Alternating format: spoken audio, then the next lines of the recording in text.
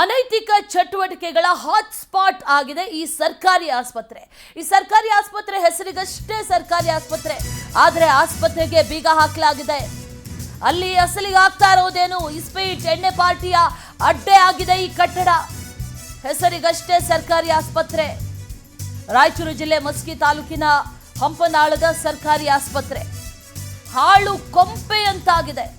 15 ವರ್ಷಗಳ ಹಿಂದೆ ನಿರ್ಮಿಸಿದಂತ ಈ ಕಟ್ಟಡ 2 ವರ್ಷ ಆಯಿತು. 2 ವರ್ಷದಿಂದನೂ ಕೂಡ ವೈದ್ಯರು ಸಿಬ್ಬಂದಿ ಯಾರೂ ಈ ಆಸ್ಪತ್ರೆ ಕಡೆ ಬರ್ತಾ ಇಲ್ಲ. ಗ್ರಾಮದ ಆರೋಗ್ಯ ಕ್ಷೇಮ ಕೇಂದ್ರದಲ್ಲಿ ಕೆಲಸ ಮಾಡ್ತಿದ್ದಾರೆ ಅವರೆಲ್ಲರೂ. ದಾಖಲೆಯನ್ನ ತೋರಿಸಿ ವೇತನ ಮಾತ್ರ ಪಡಿತಾ ಇದ್ದಾರೆ ಅನ್ನುವಂಥ ಗಂಭೀರ ಆರೋಪ ಈಗ ಅವ್ರ ಮೇಲೆ ಕೇಳಿ ಬರ್ತಾ ಇರೋದು. ಲಕ್ಷಾಂತರ ರೂಪಾಯಿ ವೆಚ್ಚದಲ್ಲಿ ನಿರ್ಮಾಣ ಮಾಡಲಾಗಿರುವಂತಹ ಆಸ್ಪತ್ರೆ. 2025ರ ಮಹಾಶಿವರಾತ್ರಿಗೆ ಸ್ವಾಗತ. ಈ ರಾತ್ರಿಯನ್ನ ಧ್ಯಾನದಲ್ಲಿ ತನ್ಮಯರಾಗುವ ಅನುಭವವಾಗಿಸಲಿದ್ದೀವಿ. ಸಂಗೀತ, ನೃತ್ಯ, ಧ್ಯಾನ ಮತ್ತು ಉತ್ಸವಗಳಿಂದ ಕೂಡಿದ ರಾತ್ರಿ. ಇದು ನನ್ನ ಹಾರೈಕೆ ಮತ್ತು ಆಶೀರ್ವಾದ. ಇದು ಕೇವಲ ಜಾಗರಣೆಯ ರಾತ್ರಿಯಾಗದೆ ನಿಜ ಜಾಗೃತಿಯ ರಾತ್ರಿಯಾಗಬೇಕು. ಎಲ್ಲಕ್ಕಿಂತ ಹೆಚ್ಚಾಗಿ ಈ ಮಹಾಶಿವರಾತ್ರಿಯಂದು ಶಿವನ ಸಂಘದಲ್ಲಿದೆ. ಆದರೆ ಆ ಆಸ್ಪತ್ರೆಗೆ ಈಗ ಬೀಗ ಹಾಕಲಾಗಿದೆ. ಶಿಥಿಲಾವಸ್ಥೆಯನ್ನು ತಲುಪಿದೆ ಈ ಸರ್ಕಾರಿ ಆಸ್ಪತ್ರೆಯ ಕಟ್ಟಡ. ಇಲ್ಲಿ ಹೇಳೋರು ಕೇಳೋರು ಯಾರೂ ಇಲ್ಲ ಅನ್ನುವಂಥ ರೀತಿಯಲ್ಲಿ ಆಗೋಗಿದೆ. ರಾಯಚೂರು ಜಿಲ್ಲೆ ಮಸ್ಕಿ ತಾಲೂಕಿನ ಹಂಪನಾಳದ ಸರ್ಕಾರಿ ಆಸ್ಪತ್ರೆಯ ಚಿತ್ರಣ ಇದು. ಅಲ್ಲಿ ಗಮನಿಸ್ತಾ ಇದ್ವಿ. ಈಗ ಈ ಸರ್ಕಾರಿ ಆಸ್ಪತ್ರೆ 15 ವರ್ಷ ಆಯಿತು ನಿರ್ಮಾಣ ಆಗಿ, ಆದರೆ 2 ವರ್ಷಗಳಿಂದ ಇಲ್ಲಿ ಯಾವುದೇ ಡಾಕ್ಟರ್ಸ್ ಆಗಲಿ ಅಥವಾ ಸಿಬ್ಬಂದಿ ಆಗಲಿ ಯಾರೂ ಕೂಡ ಬರ್ತಾ ಇಲ್ಲ. ಅವರೆಲ್ಲರೂ ಎಲ್ಲಿ ಹೋಗ್ತಾ ಇದ್ದಾರೆ? ಈ ಗ್ರಾಮದ ಆರೋಗ್ಯ ಮತ್ತು ಕ್ಷೇಮ ಕೇಂದ್ರದಲ್ಲಿ ಕೆಲಸ ಮಾಡ್ತಾ ಇದ್ದಾರೆ. ತೋರಿಸ್ತಾ ಇರೋದು ದಾಖಲೆಗಳನ್ನು ಇಲ್ಲಿದ್ದು ತೋರಿಸಿ ವೇತನ ಕೂಡ ಪಡಿತಾ ಇದ್ದಾರೆ. ಅದರಿಂದ ಏನು ಕಟ್ಟು ಆಗಿಲ್ಲ, ಆದರೆ ಸ್ಯಾಲ್ರಿ ಪಡಿತಾ ಇದ್ದಾರೆ, ಕೆಲಸ ಮಾತ್ರ ಮಾಡ್ತಾ ಇಲ್ಲ. ಲಕ್ಷಾಂತರ ರೂಪಾಯಿಯಲ್ಲಿ ಕಟ್ಟಿರುವಂಥ ಕಟ್ಟಡ ಇದು ಈಗ ಹಾಳು ಕೊಂಪೆ ಆಗಿದೆ. ಇಸ್ಪೀಟ್ ಎಣ್ಣೆ ಪಾರ್ಟಿ ಮಾಡೋದಕ್ಕೆ ಈ ಕಟ್ಟಡ ಈಗ ಬಳಕೆ ಆಗ್ತಾ ಇದೆ. ಮಾಡ್ಬೋದು. ಆರೋಗ್ಯ ಚೆನ್ನಾಗಿದ್ರೆ ಎಲ್ಲ ಕರೆ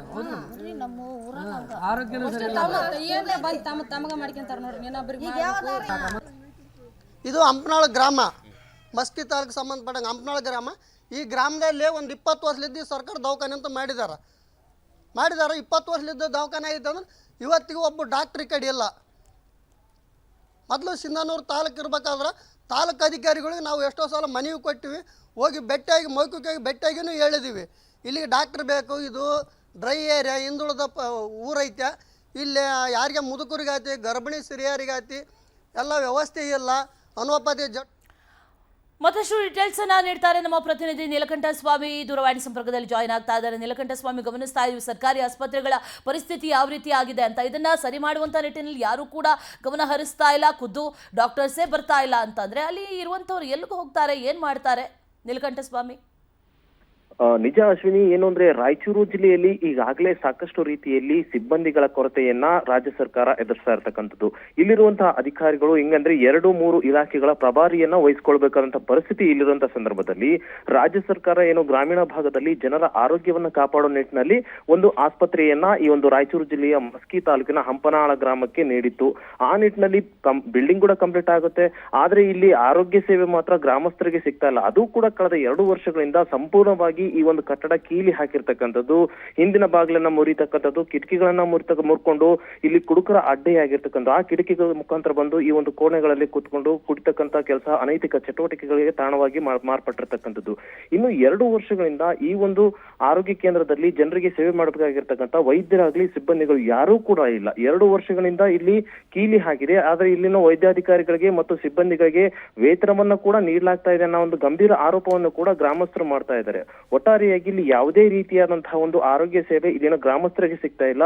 ಹಾಳು ಕುಂಪೆಯಾಗಿರುವ ಈ ಒಂದು ಆಸ್ಪತ್ರೆಯನ್ನ ಮತ್ತೊಂದು ಸತಿ ಅದನ್ನ ಪುನಶ್ಚೇತನಗೊಳಿಸಿ ಇಲ್ಲಿ ಆಸ್ಪತ್ರೆಗೆ ಸಿಬ್ಬಂದಿಗಳನ್ನು ಕೊಟ್ಟು ಈ ಒಂದು ಗ್ರಾಮಸ್ಥರಿಗೆ ಆರೋಗ್ಯ ಸೇವೆಯನ್ನು ಕೊಡಬೇಕು ಅನ್ನೋದು ಇಲ್ಲಿ ಗ್ರಾಮಸ್ಥರ ಒಂದು ಒತ್ತಾಯವಾಗಿರ್ತಕ್ಕಂಥದ್ದು. ಈ ನಿಟ್ಟಿನಲ್ಲಿ DHO ಅವರು ಯಾವ ರೀತಿ ಕ್ರಮ ಕೈಗೊಳ್ಳುತ್ತೆ ಅನ್ನೋದು ನೋಡ್ಬೇಕಾಗಿರ್ತಕ್ಕಂಥದ್ದು. Ashwini. Okay Neelakanta Swamy, thank you ಡೀಟೇಲ್ಸ್ಗೆ.